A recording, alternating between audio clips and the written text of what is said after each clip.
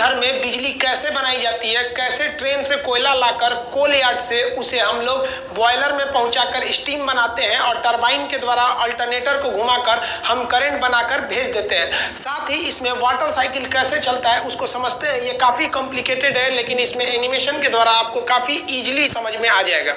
देखिए, जो electric power plant होता है वो बहुत बड़ा यूनिट होता है। वो लगभग 3-4 किलोमीटर एरिया में फैला होता है, जिसमें से कई खंड होते हैं। हम एक एक पार्ट को सबसे पहले पहुंचते हैं। हमको वहाँ हीट उत्पन्न करना है, स्टीम बनाने के लिए, पानी खौलाने के लिए हमें हीट चाहिए। ये हीट हमें कोयले से मिलती है। अब वहाँ थोड़ा मोड़ा कोयला नहीं चाहिए, बहुत ज्यादा चाहिए, क्योंकि कोयला घट जाएगा तो बिजली प्लांट बंद होगा और पूरे शहर में बिजली कट जाएगी। इसलिए हम लोग 1.5 मिलियन टन 1.5 मिलियन टन कोयला को रखते हैं, जो 40 दिन का स्टॉक होता है। ये कोयला को हम लोग कोल यार्ड में रख देते हैं। इसे कोल हैंडलिंग डिपार्टमेंट को सौंप दिया जाता है। यहाँ ट्रेन आती है और इस कोयले को यहाँ पर खाली करके डंप करके चली जाती है।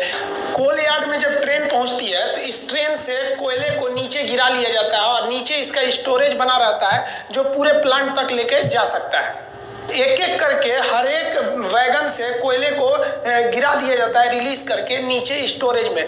इसे खाली करने की कई विधियां होती हैं। देखिए क्या किया जाता है, जो कभी कभी जो बॉक्सेन वाले डिब्बे होते हैं जो ऊपर से खुले रहते हैं, उनको ले आया जाता है और उनकी कॉपलिंग को छोड़ा दिया जाता है, जिससे वो एक डिब्बे से दूसरे में पकड़े रहते हैं। और उसके बाद ये जो मशीन होती है, लिफ्ट मशीन, इसको पूरी तरह से उल्टा कर देती है, जिस वजह से इसमें का सारा कोयला थर्मल पावर प्लांट के कोल यार्ड में नीचे चला जाता है और नीचे इसे कन्वेयर द्वारा उठा लिया जाता है। फिर इसको ये मशीन जो है केवल इसी बोगी को पकड़ती है और फिर सीधा रख देती है। फिर उसकी कॉपलिंग को कर दिया जाता है और इस ट्रेन को आगे के लिए रवाना कर दिया जाता है। तो कई विधियां द्वारा इस कोयला को कोल यार्ड में खाली किया जाता है। एक मशीन द्वारा उस गिराए गए कोयले को हम लोग उठा लेते हैं। जैसे ये मशीन देख रहे हैं, तो ये यहाँ से ऐसे उठा लेगा यहाँ से और इस पर गिरा देगा, ये कन्वेयर द्वारा, और ये इस पर गिरेगा ना तो इस रास्ते से ये आगे जा सकता है। यहाँ से कोयला उठाएगा और इसी कन्वेयर पे गिराएगा, इसके रास्ते ये यहाँ आके यहाँ गिरेगा और यहाँ से ये मशीन द्वारा आगे बढ़ जाएगा। कोल यार्ड से कोयले को उठाने के लिए बहुत ही बड़ी ये भारी भरकम मशीन का प्रयोग किया जाता है।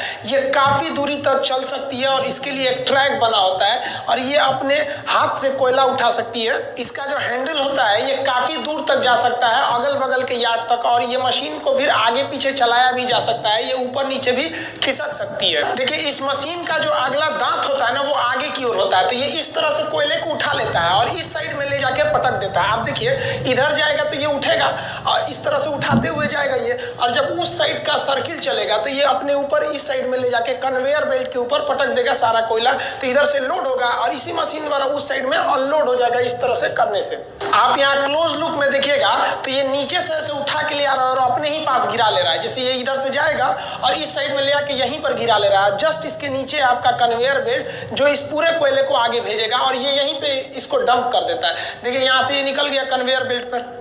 ये कन्वेयर बेल्ट पूरे प्लांट तक आगे की ओर कोयला को पहुंचा देता है, जहां तक इसको जरूरत है प्लांट में, चाहे वो कितना भी आगे प्लांट हो। तो किसी भी पावर प्लांट में कोल हैंडलिंग बहुत बड़ा एरिया होता है, किसी रोटेटर पर घूमती रहती है। जैसे यहाँ हम कोई चीज को गिराएंगे तो ये इसी पर घूमते रहेगा। अब ये पट्टी यहाँ जाके अंदर हो गई है तो मटेरियल यहीं गिर जाएगा, तो एक ही पट्टी द्वारा हम इसको गिराते रहेंगे। अगर मान लीजिए इससे भी आगे ले जाना है तो एक और कन्वेयर बेल्ट यहाँ लगा देंगे, वो इससे भी आगे ले जाएगा। नहीं तो यहीं पे काम है तो यहीं पे छोड़ देंगे हम। तो ये कन्वेयर बेल्ट जोड़ के हम किसी भी चीज को बहुत आगे तक ले जा सकते हैं।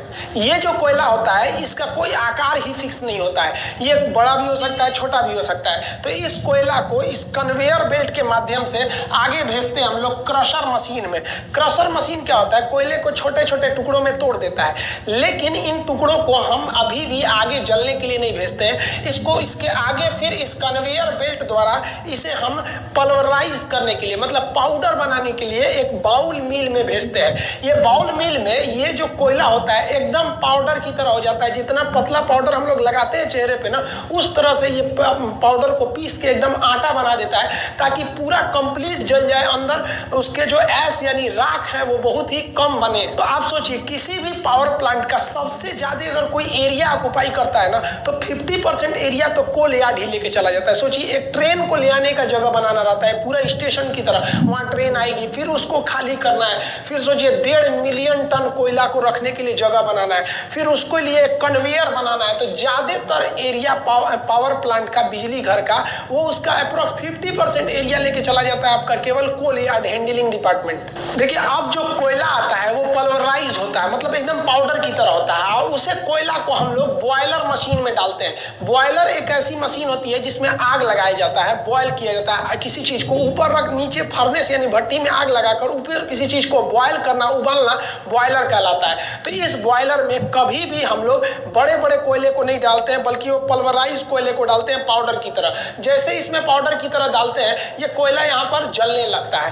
देखिए जो बॉयलर होता है जब इसमें कोयला जलता है तो कोयले के जो भारी कण होते हैं वो नीचे बैठ जाते हैं, तो उसकी गंदगी ज्यादातर नीचे चली जाती है, और जो ऊपर रहते हैं उन्हें फ्लाई एश कहते हैं, वो फ्लू एयर के रूप में वो ऊपर का धुआं निकल जाता है। और इसमें इस तरह से गर्म हवा की जाती है जिसे प्री हीटेड एयर कहते हैं, कि कोयले की जो नमी है वो सूख जाए और कोयला अच्छे से इसमें जल सके, और पाइप के रास्ते से इसमें पानी आता है, और इसके जितने भी बॉटम एश होते हैं वो नीचे चले आते हैं, और फ्लाई एश जो उड़ने वाले धुआं होते हैं वो ऊपर चले जाते हैं, और ये जाके पूरे ये ट्यूब को गर्म कर देता है जिसमें पानी भरा रहता है, जिससे कि स्टीम बनते हैं। बॉयलर में जो पानी डाला जाता है वो पानी पाइप के रूप में रहता है। आप देखिए पूरा पाइप के अंदर पानी है और इसमें आग लगा हुआ है, ये कोयले का जो पाउडर के रूप में वही आग लगा हुआ है। अब आप बताइए ये आग के संपर्क में ये जितने पाइप हैं इन पाइप में पानी है, अब ये नीले रंग के दिख रहे हैं, गर्म होकर लाल हो जाएंगे, और ये ऊपर बॉयलर का जो टंकी रहता है इसी में से पानी आ रहा होता है। ये पानी नीचे के आग के द्वारा पाइप के अंदर ही स्टीम बनने लगता है और सुपर हीटेड हो जाता है। बॉयलर के ऊपरी भाग में एकदम सुपर हीट एकदम स्टीम बन जाता है, और इस स्टीम को इस बॉयलर से आगे निकाला जाता है। ये कोयला जब जलता है तो इसके ऊपर पानी रखा रहता है, पानी की एक टंकी रहती है, अतः यह कोयला जल के उस पानी की टंकी को गर्म करके स्टीम बनाता है। तो स्टीम बनाएंगे तो हम आगे के फंक्शन को समझने से पहले अभी यही कोयले का निपटारा कर देते हैं। कोयला जल के स्टीम बन गया, बचेगा क्या? धुआं बचेगा और राख बचेगा। अब दो तरह की राख होती है, जो भारी राख होती है वो नीचे की ओर चली जाती है, जिसे हम लोग बॉटम ऐश कहते हैं। बॉटम ऐश मतलब नीचे चले आना। तो ये बॉटम ऐश को नीचे जो होता है एक जाली होता है जो वाइब्रेट करता है, सारा राख नीचे चला जाता है और इसे एक स्टोर में रख लिया जाता है, और इसे सीमेंट कंपनी को दे दिया जाता है जिसमें सीमेंट बनाने के काम में आता है ये। तो बॉटम ऐसा ऐसे चला गया, लेकिन जो उड़ रहा था इसमें अभी जो आगे उड़ रहा था ऊपर की ओर, उसे फ्लाई ऐश कहते हैं, उड़ता हुआ राख। ऐश मतलब राख होता है, तो फ्लाई ऐश मतलब उड़ता हुआ राख। अब आप बताइए उड़ता हुआ राख को अगर इस चिमनी के माध्यम से ऊपर भेज देंगे तो पूरे हवा में ये कोयला भर जाएगा, सांस लेंगे तो फेफड़े पे चिपक जाएगा काला काला। तो हमको जरूरी है कि इस धुएं में से जितने भी हानिकारक चीजें उनको छान लिया जाए। तो इसको छानने के लिए इस बॉयलर का धुआं जहां से बाहर निकलता है वहां पर एक मशीन लगा दिया जाता है जिसे कहते हैं इलेक्ट्रोस्टैटिक प्रिसिपिटेटर। ये क्या करता है? ये निगेटिव चार्ज होता है और किसी भी धूल कण को अपने पास चिपका लेता है। जो बड़े बड़े धूल कण थे वो तो बॉटम ऐश के रूप में नीचे चले गए, जो छोटे छोटे फ्लाई ऐश थे उनको यह ESP डिवाइस यानी इलेक्ट्रोस्टैटिक्स प्रिसिपिटेटर क्या करता है? अपने पास इकट्ठा करके रख लेता है, और उसके बाद से इसको छोड़ता है ये हवा में इस टावर इसके माध्यम द्वारा, चिमनी के द्वारा। तो ये कम हानिकारक होते हैं। अभी के समय सबको भी किसी भी कंपनी को जो बिजली घर चला रही है उसको ESP डिवाइस लगाना जरूरी है। कहेगा कि ESP डिवाइस का काम क्या होता है? तो प्रदूषण को कम करना। धुआं तो निकाल दिए, अब हम समझते हैं बॉयलर क्या है। तो देखिए यहाँ पर ये जो बॉयलर था इसका हम धुआं निकाल दिए। अब बॉयलर में क्या होता है? एक भट्टी होता है, फर्नेस, भट्टी मतलब फर्नेस होता है। तो इसके नीचे से तो चला गया आपका बॉटम ऐश और ऊपर से धुआं निकाल दिया है। जो इसमें आग जल रही है उस गर्म हवा को हम लोग फ्लू गैसेस कहते हैं। ये फ्लू गैस क्या होती है? पानी को खौलाती है। अब आपको लगेगा यहाँ से यहाँ तक एक बड़ा सा टंकी रहता है। गलत बात है, ये टंकी नहीं रहता है, बल्कि इसमें छोटे छोटे पाइप रहते हैं और उस पाइप में पानी आया रहता है। अब ये पाइप जो होते हैं छोटे छोटे रहते हैं, पतले पतले, इसलिए पानी का एरिया कम रहता है, वो चारों ओर से गर्म हो जाते हैं। और एक पाइप दूसरे पाइप से टच में नहीं रहता है, ऐसे लटका रहता है, उसके चारों ओर आग रहती है, तो ये बहुत ही जल्दी गर्म हो जाता है। नीचे का एरिया गर्म होता है, ऊपर में तो एकदम ये सुपर हीट हो जाता है पानी। अब ये पानी आता कहाँ से? तो पानी नीचे के रास्ते से आता है, ऐसे चढ़ाया जाता है, इसको नीचे से पाइप से चढ़ाया जाता है। जानबूझ के इसको टच करके चढ़ाया जाता है ताकि ये जब जलने के लिए जाए, खोलने के लिए जाए, तो उससे पहले ही ये यहाँ इसके संपर्क में आ जाए, और यहाँ संपर्क में आने से पहले ही थोड़ा और गर्म हो जाए। तो पानी को मेन बॉयलर में जाने से पहले ही इस आग के संपर्क में ला लाकर थोड़ा सा गर्म करने से हमें इकोनॉमिकली थोड़ा ज्यादा फायदा होता है। इसलिए यहाँ बने टंकी को हम इकोनोमाइजर के नाम से जानते हैं। ये किसी भी पानी को खौलने से पहले ही थोड़ा गर्म कर देता है। ये मानिए ना, आप एकदम ठंडा पानी को गर्म करेंगे, उससे अच्छा है कि आप थोड़ा सा गर्म पानी उसे और गर्म कर देंगे, तो ये थोड़ा सा पहले ही गर्म कर देता है इकोनोमाइजर। इकोनोमाइजर को अलग से हीट देने की जरूरत नहीं पड़ती है। ये फर्नेस जो भट्टी है इसी के हीट के संपर्क में आके पहले ही गर्म कर लेता है ताकि यहाँ पे गर्म हो जाए। और इसके एकदम टॉप वाले भाग में ये जो होता है एकदम खोल जाता है, जिसे सुपर हीट कहते हैं। आप ये देखेंगे ये बाहर से इसका शकल है। अब ये सुपर हीट हो गया, अब ये स्टीम बन गया है। स्टीम बन के नीचे लाया जाएगा, वो बहुत ही गर्म भाप बन गया है। अब ये स्टीम इस रास्ते से नीचे आएगा। देखिए यहाँ स्टीम के लिए पाइप दिख रहा है, अब ये स्टीम नीचे आएगा। स्टीम में कितना दम होता है सोचिए, कुकर का जो ऊपर का ढक्कन उठ जाता है, सीटी उठ जाता है, वो स्टीम के बदौलत। तो इतने छोटे से कुकर में, कुकर भी एक तरह से क्या है, बॉयल करता है, किसी भी पानी को गर्म करके बॉयल करता है, उबालता है। तो कुकर भी एक तरह का बॉयलर ही है, वो छोटा सा बॉयलर है। तो सोचिए इतना छोटे बॉयलर में ये हाल है, इतना बड़का बॉयलर से अगर जो स्टीम निकलेगा उसका कितना भयानक पावर होगा। अब इसी स्टीम को ले जाएंगे नचाने के लिए टरबाइन को, और टरबाइन नचेगा तो बिजली उत्पन्न होगा। देखिए टरबाइन जो होते हैं ना, वो एक पंखा होता है। ये कई पंखों के एक समूह होते हैं जिसे हम टरबाइन कहते हैं। टरबाइन भी कई तरह के होते हैं, high pressure turbine, intermediate pressure turbine, low pressure turbine. मतलब जो भाप आ रहा है वो इसे नचाएगा, इस टरबाइन को। इसमें ब्लेड लगे रहते हैं। देखिए ये है टरबाइन का शेप। इस पर से हाई प्रेशर का जो आता है आपका स्टीम, उस स्टीम को बहुत ही तेजी से गुजारा जाता है। इतना गर्म होता है वो, और इतना ज्यादा प्रेशर होता है कि वो इसको नचाने लगता है, और ये नचाना चालू करता है एक साइड से। तो देखिए जैसे स्टीम आया होगा तो शुरुआत में गर्म होगा, थोड़ा और जाएगा तो थोड़ा और ठंडा होगा, आगे जाएगा तो और ठंडा होगा। तो इसके एक हिस्सा को कहते हैं हाई प्रेशर टरबाइन। जब स्टार्ट करता है तब वहां बहुत ही ज्यादा गर्म रहता है, आगे जाएगा तो थोड़ा और ठंडा होगा स्टीम, तो इसे कहते हैं हम लोग इंटरमीडिएट टरबाइन। आगे गया तो लो प्रेशर टरबाइन, मतलब एकदम आगे जाने पर लो हो जाता है। तो टरबाइन घूमता है। यही टरबाइन जो होता है ये पूरे पावर प्लांट का हार्ट, हृदय कहा जाता है। इसे घुमाने के लिए स्टीम की जरूरत पड़ती है। तो अभी तक जो बना रहे थे हम लोग स्टीम कोयला से, वो केवल और केवल इसी टरबाइन को घुमाने के लिए। लेकिन एक समस्या सोचिए, ये खुले हुए टरबाइन पर अगर स्टीम मारेंगे तो भाप तो बिखर जाएगा, उतना प्रेशर नहीं लगा पाएगा। तो इसको क्या किया जाता है ना, ढक दिया जाता है। जैसे ये टरबाइन है ना, तो इसको चारों ओर से ढक दिया जाता है। इसका एक प्लेट से ऐसे ढक दिया जाएगा। जैसे यहाँ देखिए, यहाँ पर ढका हुआ, आधा ढका हुआ, यहाँ पर, यहाँ से प्रेशर घुसा दिया जाता है इसके अंदर। जो स्टीम के अंदर प्रेशर जाता है वो इस रास्ते भेज दिया जाता है ताकि स्टीम यहाँ से अंदर जाके टरबाइन को घुमा सके। यहाँ देखिए ये जो पीला वाला पार्ट दिख रहा है आपको, यही है आपका टरबाइन। अब इसके अंदर स्टीम कहाँ से गया, तो ये देखिए ये वाला एरिया जो है ना, ये ऊपर से ये स्टीम इसको लेके आया, इसके अंदर ले गया स्टीम। अब देखिए ये इसके अंदर चला गया तो स्टीम बाहर नहीं निकल पाएगा, और अंदर टरबाइन को खूब तेज नचाएगा। और टरबाइन नचेगा तो टरबाइन से जुड़ा रहता है जनरेटर। ये जो जनरेटर होता है यही चलने लगेगा, और इसी से हमको बिजली मिलेगी। टरबाइन में जब स्टीम पहुंचता है तो सबसे पहले जो होता है हाई प्रेशर टरबाइन घूमता है, जिसका साइज छोटा होता है, क्योंकि जो स्टीम आ रही है ये पहले गर्म है, इसका प्रेशर बहुत ज्यादा है। ये इसको घुमाने के बाद इंटरमीडिएट पे जाती है, फिर एकदम लो प्रेशर टरबाइन, ये बड़ा होता है, इसको घुमाना इजी होता है, तो ये कम प्रेशर पे भी घूम जाता है। इसको घुमाने के बाद अब ये घूमेगा तो इसी से जुड़ा हुआ है उधर का अल्टरनेटर, वो जनरेटर घूम जाएगा, और जो यहाँ में स्टीम बना हुआ है भाप, उसे नीचे 34 25 36 इतनी देर की ओर कंडेंसर में भेज दिया जाता है। देखिए इस रास्ते से जैसे ही इसमें गर्म एकदम हॉट स्टीम पहुंचेगा, भाप पहुंचेगा, तो भाप में बहुत ज्यादा ताकत होता है, वो इसको नचाएगा। ये जैसे नचेगा तो जो इसके बीच का रॉड है जिसे शाफ्ट कहते हैं, इस शाफ्ट को इस जनरेटर के शाफ्ट से जोड़ दिया गया है। अब ये जनरेटर नचने लगेगा। अब ये काफी हैवी शाफ्ट है, ये जितना तेज नचेगा उतना ही तेज ये इस जनरेटर को नचाएगा। आप कहेंगे जनरेटर से बिजली मिलता है, घर पे भी तो जनरेटर चलाते हैं, तो सेम चीज तो घर पे भी करते हैं। यहाँ कोयला जला के कर रहे हैं और घर पे आप डीजल जला के करते हैं, लेकिन उसका पावर कम होता है, इसका पावर बहुत ज्यादा होता है। ये जनरेटर जो होता है ना आपके घर के बराबर होता है, इतना बड़ा जनरेटर होता है। तो नचाने के लिए ज्यादा एनर्जी की जरूरत पड़ती है। आप समझते हैं इस जनरेटर के अंदर क्या सिस्टम होता है। देखिए ओरेस्टेड नामक एक वैज्ञानिक थे, इन्होंने कहा था कि जब बहुत ही तेज करंट जाता है, बहुत हाई वोल्टेज का करंट जाएगा, तो उससे चुंबक पैदा हो जाएगा। आप देखे भी होंगे हाई वोल्टेज का जब करंट जाता है तो उसके अगल बगल में मैग्नेटिक फील्ड आता है, आपको खींच सकता है थोड़े दूर पर ही। उसे हम लोग वर्चुअल कंडक्टर भी कहते हैं। कहते हैं, दूर से ही खींच लेता है। तो फैराडे नामक वैज्ञानिक ने दिमाग लगाया, कहा कि ससुरा जब इलेक्ट्रिसिटी से, करंट से चुंबक पैदा हो सकता है तो चुंबक से करंट क्यों नहीं पैदा हो सकता है। तो इन्होंने इसी सिद्धांत को घुमाकर कोशिश किया। इन्होंने कहा कि जब करंट जा रहा है तो चुंबक बन रहा है, तो एक काम करते हैं, हम चुंबक को ले जाते हैं, करंट बनेगा। तो ये क्या किए, एक तार को बीच में रख दिए यहाँ पर ऐसे, और इसके साइड में ना ऐसे चुंबक ले जा रहे थे। ये इसको ले जाने से ना बिजली बन ही नहीं रहा था। कहे कि चुराई तो उल्टा काम काहे नहीं कर रहा है।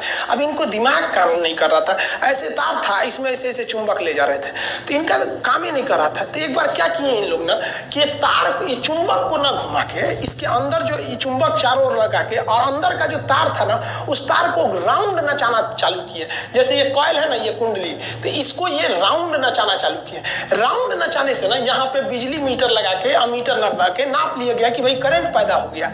ये करंट कैसे पैदा हुआ, तो देखिए किसी भी चुंबक का ना एक चुंबकीय क्षेत्र होता है जिसे हम चुंबकीय बल रेखाएं कहते हैं। तो ये यहाँ तक चुंबकीय बल रेखाएं इसकी निकली हुई हैं, और इधर से भी जो चुंबक है इसकी भी चुंबकीय बल रेखाएं इधर निकली हुई।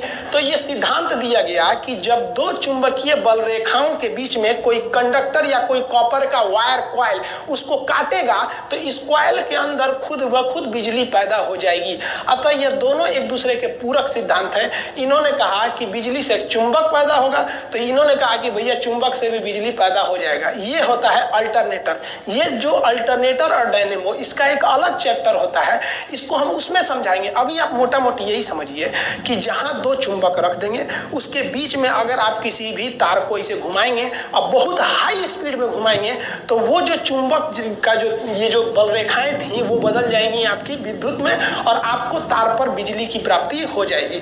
तो जनरेटर के अंदर इसी को घुमाया जाता है। तो जितना जो टरबाइन लगाए थे वो टरबाइन का जो शाफ्ट था वो इसी से जोड़ दिया जाता है, टरबाइन को इससे जोड़ दिया जाता है। अब जो स्टीम आ रहा है वो नचाएगा टरबाइन को, टरबाइन नचाएगा इस कॉइल को, अब कॉइल क्या करेगा, इसके चुंबकीय क्षेत्र को इसके चुंबकीय क्षेत्र के बीच में घूमेगा तो उनके चुंबकीय क्षेत्र को काटेगा, इसमें बिजली उत्पन्न हो जाएगी, और यहाँ से आप वायर के रास्ते से, ट्रांसमिशन लाइन से भेज सकते हैं आप बिजली को। तो यहाँ समझिए ये वाला जो एरिया है ये आपका क्या चीज है, टरबाइन है। इसमें ही वो घूम रहा है आपका टरबाइन, और ये जुड़ा हुआ है इस जनरेटर से। इस जनरेटर के दोनों ओर क्या रखा हुआ है, चुंबक है, उसके बीच में कॉइल को वो तेजी से घुमा रहा है। अब ये जो स्टीम आ गया रहता है इसके अंदर जो भाप आई रहती है वो भाप का टेम्परेचर 540 से 1000 डिग्री सेल्सियस गर्म रहता है, इतना टेम्परेचर रहता है। और वो भाप इतना ज्यादा दबाव बजाती है कि टरबाइन के एक ब्लेड पर 250 केजी का प्रेशर लगाती है। इतना भयानक, सोचिए 250 केजी का मतलब 4 आदमी के बराबर। एक पंखा पर अगर 4 आदमी के बराबर इसे मारा जाए लोड, ऐसे कितना तेज घूमेगा। तो इतना तेज प्रेशर से वो टरबाइन नचता है। अब ये टरबाइन आगे जुड़ गया रहता है इस जनरेटर से, जनरेटर को ही, जनरेटर के अंदर के भाग को हम लोग अल्टरनेटर कहते हैं। जैसे ये देखिए टरबाइन है, ये अंदर अंदर जुड़ा हुआ है इस वाले जनरेटर के हिस्सा से, ये अल्टरनेटर हो गया यहाँ पर। अब ये अल्टरनेटर जो होता है घूमता है 3000 आरपीएम, यानी राउंड पर मिनट, 1 मिनट में 3000 बार घूम जाता है, जिससे कि चुंबकीय फ्लक्स कटने लगते हैं और बिजली बनने लगता है। जैसे देखिए ये है आपका टरबाइन, इस टरबाइन में स्टीम आया होगा और वो स्टीम घुमाया होगा। ये है शाफ्ट, शाफ्ट उसको कहते हैं जिस पर कोई भी चीज घूम रही होती है। ये शाफ्ट के मदद से क्या होता है, ये टरबाइन जो होता है ये अल्टरनेटर से जुड़ा रहता है। अब ये टरबाइन को घुमाइएगा तो ये शाफ्ट भी घूमेगा, और ये शाफ्ट घूम के इस अल्टरनेटर को घुमाएगा, और इसके अंदर साइड साइड में है चुंबक, अब बीच में कॉइल घूमेगा और उसके घूमने से पैदा हो जाएगी आपकी बिजली। देखिए जनरेटर के अंदर जो होता है एसी करंट उत्पन्न करने वाले जनरेटर को हम अल्टरनेटर कहते हैं। इसमें एक भाग जो होता है रुका रहता है, जो रुका रहता है उसे स्टेटर कहते हैं। आपको पता है अब इसके अंदर एक को नचाना पड़ेगा तभी इलेक्ट्रिसिटी पैदा होगी, तो जो नचने वाला भाग होता है उसे हम लोग कहते हैं रोटर। तो ये घूमेगा और ये स्थिर रहेगा। अब एक बात बताइए, इसको ऐसे खुला छोड़ देंगे, कोई घूमेगा तो करंट मार देगा। तो इसको साइड साइड में हम एक बॉडी कवर दे देते हैं। तो ये देखिए एक इस साइड में बॉडी कवर हो गया, एक इस साइड में हो गया, कवर हो गया। अब यहाँ एक चीज फंस जाता है, जैसे आप कवर करिएगा तो इसको जो घूमने वाला हिस्सा है, ये जो शाफ्ट है, इसको बाहर निकालिएगा। जैसे बाहर निकालिएगा तो ये इसके बॉडी से टच हो जाएगा, इसमें रगड़ करने लगेगा। तो हमको एक ऐसी चीज की चाहिए जो इसके बॉडी से टच भी हो जाए और रगड़ भी ना करे, तो इसके लिए इसमें बेयरिंग लगा देते हैं। बेयरिंग डबल लेयर की होती है, जिसका बाहर का एरिया नहीं घूमता है, वो बॉडी से चिपक जाएगा और अंदर का एरिया घूमेगा। तो अंदर का एरिया को इसके शाफ्ट से फंसा देते हैं और बाहर के एरिया को बॉडी से, तो ये बॉडी को पकड़े भी रहेगा और अंदर अंदर घूमते भी रहेगा। इसको बंद कर देंगे तो ये अंदर वाला क्या होगा, नचेगा, और बाहर वाला स्थिर रहेगा। ये तो ये ब्लू कलर का ये इसका बॉडी है, अब ये नचने लगेगा। ये बेयरिंग देखिए, बाहर वाला स्थिर, अंदर वाला घूमेगा। इस तरह से इलेक्ट्रिसिटी जनरेट हो जाएगी। और इस बिजली को क्या किया जाता है, बहुत ही हाई पावर के ट्रांसफार्मर को दे दिया जाता है। ये ट्रांसफार्मर को हम पावर ट्रांसफार्मर कहते हैं, इसे स्टेप अप ट्रांसफार्मर कहते हैं। ये ट्रांसफार्मर उस पैदा हुए बिजली को ज्यादा दूर तक भेजने के लिए इसके वोल्टेज को बढ़ाकर 2,20,000 वोल्ट यानी 220 केवी से भी ज्यादा कर देते हैं। अब ये इस ट्रांसफार्मर पे डिपेंड है कि कितना वोल्टेज कर रहा है, और तब उसको क्या करते हैं, ये बड़े से ट्रांसफार्मर इसके पावर लाइन के द्वारा, ट्रांसमिशन लाइन द्वारा आगे की ओर भेज देते हैं। ये तो हम आपको इसके बारे में पूरी कंप्लीट जानकारी बता दी है कि कैसे बिजली को भेजा जाता है, इसका A to Z पार्ट ये भेज दिया जाता है। इसीलिए जिस गांव में बिजली बनती है उस गांव के ट्रांसफार्मर से उस शहर को बिजली नहीं दिया जाता है। क्यों नहीं दिया जाता है, क्योंकि यहाँ से जो बिजली निकल रही है 2,20,000 वोल्ट पे निकली है। किसी के घर में दे दीजिएगा उड़ जाएगा, तो उसके घर को ना देके इसे दूसरे जगह ट्रांसफर कर दिया जाता है उस बिजली को। अब एक चीज आप सोचिए कि जो स्टीम बना था भाप, उसे दूसरा भफुआ कहाँ गया। भाप तो आया था इस टरबाइन के अंदर में, भाप गया कहाँ, निकला ही नहीं। तो ये भाप जो है, अगर आप इसे ठंडा कीजिएगा तो पानी बन जाएगा, और इसी पानी को अगर हम वापस बॉयलर में भेज देते हैं, हमें पानी की बचत हो जाएगी। तो क्या किया जाता है, ये जो टरबाइन घूम रहा होता है इसके नीचे एक बहुत बड़ा एक तो हम लोग बना लेते हैं, कंडेंसर का टब बना लेते हैं। उसी में उस ट्यूब में ले जाके भर दिया जाता है इस भाप को, ताकि वो ठंडा हो जाए और दोबारा पानी बन जाए। तो इसके नीचे एक चेंबर रहता है जिसे हम कहते हैं कंडेंसर। वो कंडेंसर जो होता है इसे ठंडा कर देता है। ठंडा करने के लिए हम एक कूलिंग टावर का प्रयोग करते हैं।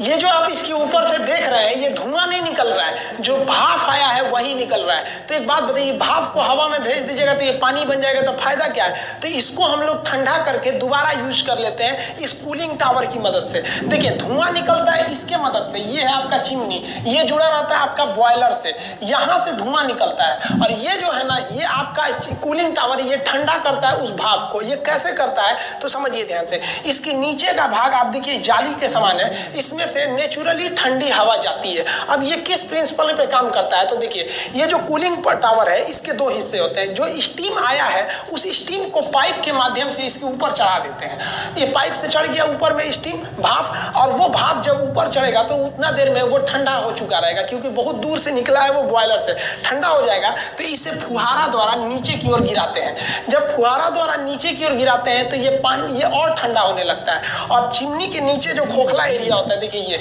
यहाँ से क्या होती है, ठंडी हवा ऊपर जाती है। तो ऊपर से स्टीम नीचे आ रहा है और नीचे से ठंडी हवा ऊपर जा रही है, बस ये दोनों मिलकर पानी बन जाते हैं। और नीचे इसके जो बेसिन होता है जहाँ ये पानी जमा रहता है, वहां पर ये जमा हो जाते हैं, और इसी पानी का हम दोबारा यूज कर लेते हैं, जिसे हम वाटर साइकिल कहते हैं। ये सबसे जरूरी होता है किसी भी पावर प्लांट में वाटर साइकिल को समझना। तो ये जो कूलिंग टावर है, इसमें हम लोग स्टीम को नीचे से नहीं भेजते हैं। जो टरबाइन से बचा हुआ स्टीम नीचे गया था, उसे मोटर की मदद से खींच के हम लोग इस कूलिंग टावर से बीच से गिराते हैं। ये खोखला होता है, और ये जब नीचे आता है तो एयर के संपर्क में आके पानी बन जाता है और ये बेसिन में जमा हो जाता है। लेकिन 100% पानी नहीं बन पाता है, वही जो थोड़ा बहुत पानी नहीं बन पाया रहता है वो भाप बन के बाहर निकल जाता है।